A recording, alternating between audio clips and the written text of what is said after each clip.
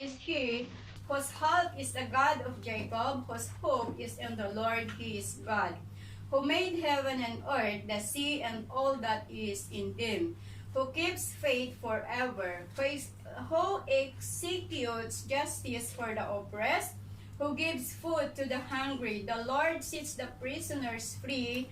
The Lord opens the eyes of the blind. The Lord lifts up to those who are bowed down. The Lord loves the righteous. Manakabalin kinang daklan unay de Dios nga wano masping ti kinamanagayat na itibiyag tunggal may sa kata kami. Apo manipod iti dahito nga gundaway nalpasan nga naibasa dagiti som tinagtetengaan ni Apo. Kadagitoy nga som isto naman en Apo iti mang palagip kada kami manipod iti dahito nga gundaway. Apo awan ti mabalinan mi Apo na awan Apo ti panagtrabaho tinagtetengaan mi. Kat manipod iti maminsan pay Apo nga gundaway imbitaran mi ti Espiritu Santo. Tapnon makikadaw kay tinagtitingaan mi Apo kabayatan nga dengdenggan mi dagitoy nga som Apo. Ited mo ti panakaawat tunggal may sa kada kami. Luktam ti lapayag nga na espirituan. Luktam ti puso nga na espirituan. Luktam ti panunot nga na espirituan Apo. Agsipot ano saan nga na espirituan dagiti panpanunot mi. Ni kaanuman saan mi nga maawatan dagiti sasom. Isu nga si Kaapo ti agtrabaho tinagtitingaan mi Apo iti dahito yung aldaw. Kat Apo Dios tulungan na kami tapnon dagitoy nga saom adda kadi nga mayaplikar mi iti biyag mi kat dagitoy nga saom Apo Dios pagtalgedan mi kabayatan nga makipagpag na kami ken ka bendisyonam dagitoy nga kakabsat nga dai iti dahito yung aldaw tapnon Apo pag may salon na kami ti ayat ken espiritu tapnon kabayatan nga linggon mi dagitoy nga saom adda kadi Apo Dios ka ipapanana adda kadi maaramidan na iti biyag mi manakabalin nga Dios italag ko Apo dagito nga saom karagita man nakabalin nga imam Apo ti panagtrabaho kada kami ti dahito yung aldaw itinaga na sus dinawat ko amin dagito. Amen. Tapnon ti Paulo iti pagisarita kada kayo dahito kunana dito verse 5 nga verse word nga blessed. Yeah? Blessed. So dahito iti word nga kayat kung awarwaron iti dahito nga gundaway. Iti biyag tayo, iti dahil ito nga biyag kakabsat. No, adda digiti amu tayo nga babaknan, adda digiti amu tayo nga adu digiti sanikwana, tikuna tayo ket nagasat da. Di ngamin. They are blessed. Agsipot na numaminsan, kung minsan kasi, ang alam lang natin na blessed, nakapokus tayo sa financial, nakapokus tayo sa material. Iso nga no, sinudo dyan makita tayo nga aduan iti kwarta, aduan iti sanikwa, tikuna tayo nagasat da. Yeah? Nagasat da. Kastamat nga nung daduman, no, adda dagiti amu tayo, dagiti mahilig iti raffles, nya? Dagiti mahilig iti raffles, no, adda dagiti mapagasatan nga mga bak iti raffles, tiko na tayo nagasat da. Nya? Nagasat da. Kastamot iti biyang dagiti naganak, no, adda dagiti naganak, nga makapagturpos iti anak da, iti kolegyo, tiko na tayo nagasat da, kinagasat de jay anak da. Adu tagiti kuna tayo nga nagasat manipod iti daytoy nga biyag nga makikita tayo. But according to the word of God, what is the true meaning of blessed? Anya ti pudpudno nga kayat nga sa uwan iti bendisyon. Wenno anya ti pudpudno nga kayat nga sa uwan, wenno sino dagiti pudpudno nga nabindisyonan. The word blessed in Greek word is makarios, which means to be happy or blissful. Blessed is a Christian word, and blessed is an spiritual word, and blessed it is a biblical word. Isuwatahan nyo ba mapanpansin nga nung dagiti tattao nga da itirwarket handa nga maibalikas da jay blessed. Because they are not spiritual. Agsipot ta sanda nga na spiritual. Kat daytoy nga pagsasaukat na is spirituan kakabsat. And also the word blessed used by Jesus in his first sermon on the mount. Numalagip yun the Beatitudes and Matthew chapter 5. Sinod makikabisay diyan. Siyak nalipat akon. Idag tutubak. May kabisa amin diyan yung nalipat akon. Ang ko nga ma-memorize. At yung blessed, kahit na sa awit, it means that the act or words of a person who blesses. And one more thing, kung sino yung blessed blessed means yung pinagkalooban ng Diyos ng kanyang favor. Favor, that is our new life in Him. Now, who is, sabi ko kanina, who are the true blessed? Sino dayjay pudpudno nga nabindisyonan? Dayjay nga ta aduti kwartana? Dayjay nga ta aduti sa nikwana? Dayjay nga ta mansion ti balay na? Ano sa palagay nyo?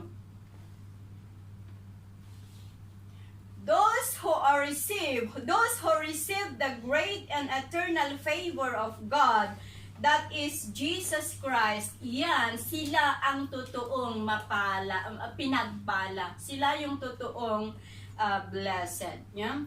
Those who are relationship to Christ and His Word receive God's kingdom, which includes His love, care, salvation, and daily presence. Dagita kakabsat, dagiti pudno nga nagasat nga binindisyonan ni Apo Dios. And those who are in relationship with God through Jesus Christ and who no longer submits to the world but submits to the Word.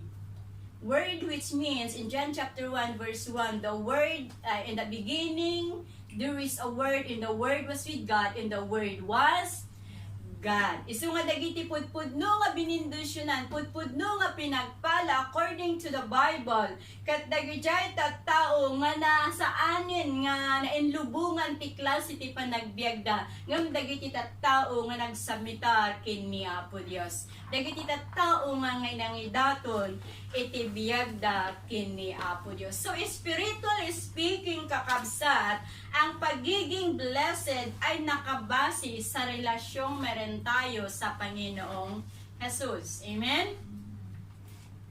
Haan nga nakabase, iti literal, haan nga iti spiritual, haan nga nakabase da pagiging blessed tayo, kadagiti sanikwa nga adda kanya tayo. Ngam nakabase iti relasyon tayo kini Apo Dios. At mula sa passage na binasa natin, bakit sabi ni Salmista David na pinagpala or blessed ang taong ang Diyos ni Jacob ay nasa kanya?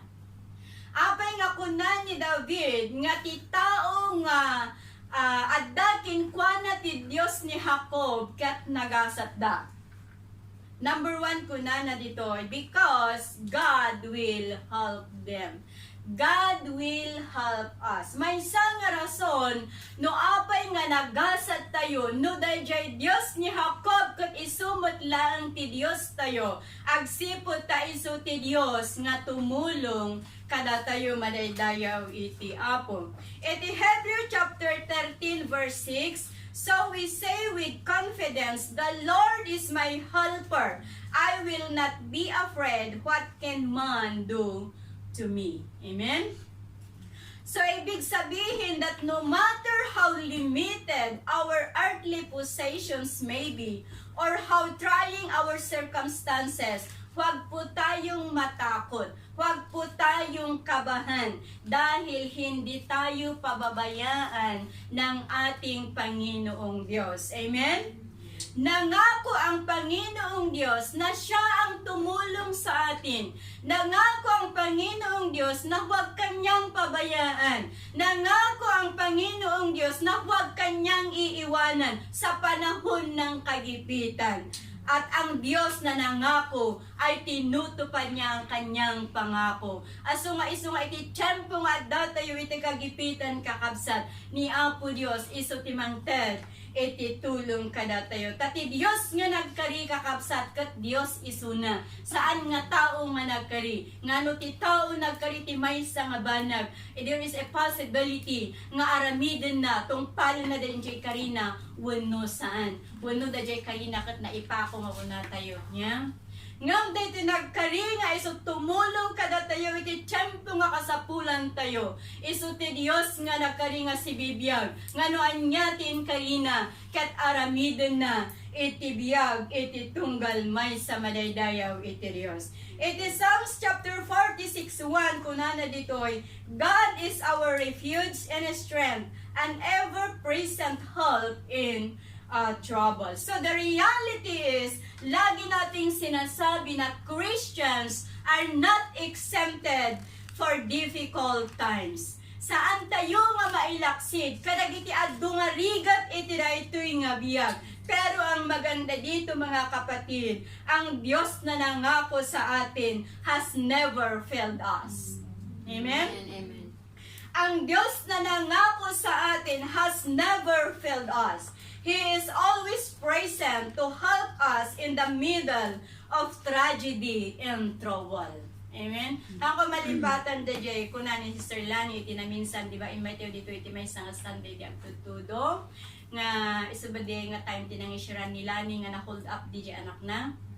Na-hold up di jay anak na, kat di jay nga anak na, dahil sa nangyari sa kanya, nagkaroon siya ng katanungan. Salsaludsudon na nuapay nga binaybayan isudan ni Apo Dios. Nuapay nga intulok ni Apo Dios nga ma-hold up isuna. Kat kanayon damit nga agkarkararag kini Apo Dios. Di pa nagkararag namin kakabsat kat adda dayay true nga characteristics tayo nga dapat dayay puso tayo kat naka-inline kini Apo Dios. Kaya kung alito no Diyos, sermon ko iti na minsan, nga dagiti so amin nga banbanag nga negatibo nga mapaspasamak, mapaspasaran tayo kakabsat, kat adda ti rason. Ngamhan na nga kayat nga sa ungan, nga tipan naka-hold up dahito yung nga ubing kat pagayatan ni Apo Dios.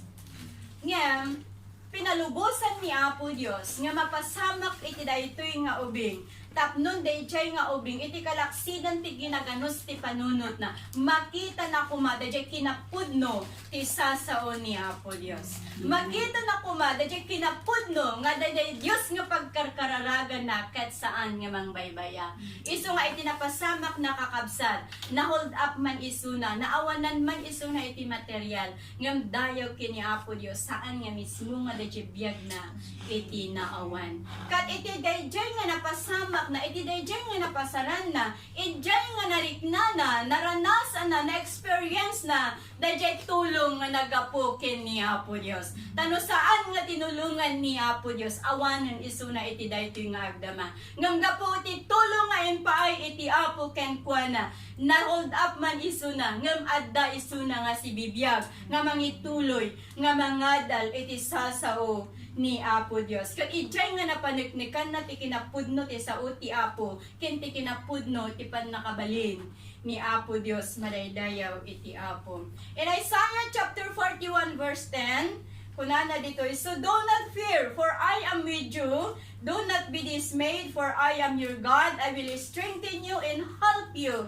I will uphold you with my righteous right hand. Ang bersikulo na ito, it talks about God's encouraging to everyone.